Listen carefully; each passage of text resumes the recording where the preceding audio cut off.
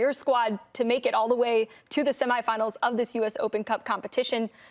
What do you think was the difference? How was your group able to achieve this and get to this point, given schedule congestion and all those other factors?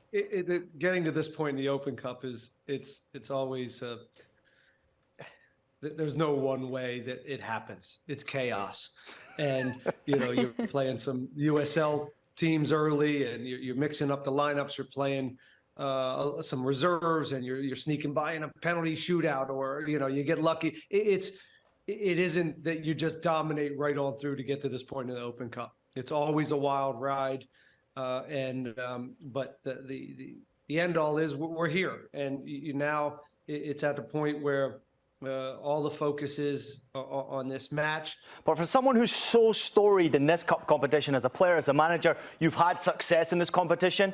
But I'm feeling that more recently you're seeing the media attention and you're seeing teams taking this competition more seriously. What does that mean to you when you see this competition gets the respect that it deserves? Yeah, maybe I'm in the minority. I love this tournament. I always have. I'm a romantic with it. I love the idea of these smaller teams coming in and trying to beat the giants. When I see this with the FA Cup and all the cup competitions around the world, again, I always have a soft spot for it. And at DC, we always took it very serious. And here is no different. As we try to build a new culture here, it's winning games is important. And anytime you can get a W, whether it's in Open Cup or regular play or Leagues Cup, it pushes us forward in the expectations that we have to win games, no matter the competition. And that's first team, second team, a hybrid of the two.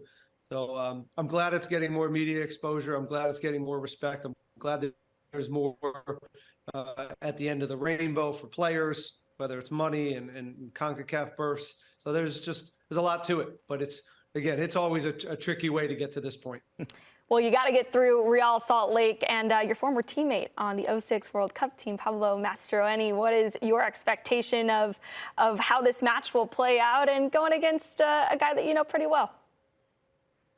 Well, Pablo, first off, is one of my favorite human beings on this earth. He's a neat guy. I love his passion. I think he's a hell of a coach, and again, just got a lot of love for him. But we've battled throughout the years. We've been teammates, and so it's always exciting going against players like him and Josh Wolf and players that I've known and played against all my life, and it makes it a little bit more special. He's done a great job there of in this transfer window of really pushing his team forward. They're a much better team than we saw earlier in the year. They're more goal dangerous. They have a real clear way of going about it that we understand, but it doesn't make it any easier because they've got different tools. So it'll be a very, very tough matchup, especially that they're well rested, and their road form is very good. So it's going to be tough, but we feel good. We don't want to waste this opportunity. We're at home, and I think it's going to be a fun game to tune into. He might be one of your favourite humans, but you're certainly one of soccer's favourite sons. I'm going to remind you of that, Ben. Of course, you're going up against Real Salt Lake, and as you mentioned there, on the road, they've been very good. One of the best teams in Major League Soccer on the road this year. You've been one of the best teams at home this year, and it's been really fun to watch your boys play. But when you're coming up against an opposition that you have watched, you have already played against in a 0-0 draw earlier on in the season, what have you been focusing on in training, recognising where the threat is that Real Salt Lake might throw at you? I don't want to get too much into that. I like information, Ben. Yeah, I know you do. But usually I'm not very cagey. But I'm gonna be a little cagey on this one. But listen, they've got some key individuals that obviously, if Severino's a real handful. Luna, they've got athleticism, they've got set piece danger. Arango has been a real piece, to be a guy in the box that's a clear threat. They've got some juice out wide. Gomez has some real pace. So they can hit you in a bunch of different ways. They can build, they can go direct. They are aggressive in how many players they keep forward, and in transition they're pretty scary. So there's not some teams you walk through and you're like, okay, these are the 3 areas that we need to really be specific on. They're a little more complex than that in what they do. So we've picked some areas. You can't solve them all, but we focused enough on them. But we've also focused on ourselves and making sure you don't over prepare for a team, and trust at this point in the season in what we're doing and our shape. And of course, there's some areas we think we can exploit in some of their deficiencies. But again, I think it's going to be a good game. You mentioned it. We've been good at home. They've been good on the road. And I think both teams have put together some really enjoyable stuff this year. So just hoping for a really good, well-played match. And hopefully we come out on top. Coach, your guys have been doing a lot of things right. 10 goals in 4 games in this US Open Cup competition. You're coming off that 5-0 victory over Portland. From an attacking standpoint, what's been working? How fun is it watching your team put up some of the goals that they've been scoring this year? Yeah, we're a little feast or famine. I mean, some days we hit the net and they keep coming, and some days it doesn't happen. That's kind of soccer. And but for the most part, as the season has gone on, we've been able to produce more on the offensive end. Some of that is the additions that we brought in.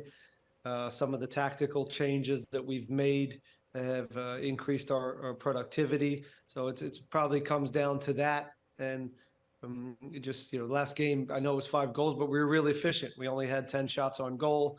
So that's a really good ratio. So against a team like RSL, a gritty group, understands how to defend and defend the box well.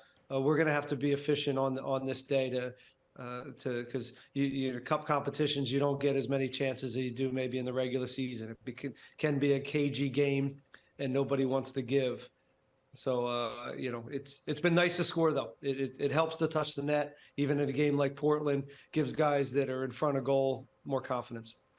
Ben, I don't want to jump the gun here, and certainly don't want to put you in trouble in any way, but you've lived and breathed Major League Soccer your whole life. I mean, you are Major League Soccer. When you see a player like Leo Messi coming to Major League Soccer and in the Leagues Cup having this success so early, I mean, are you surprised by any of this and the craziness that's going on around Major League Soccer? Well, I knew the craziness was coming, and once the announcement hit, you hear the rumors.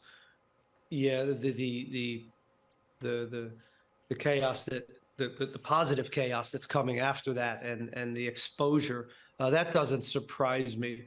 Initially, his productivity in the league surprised me.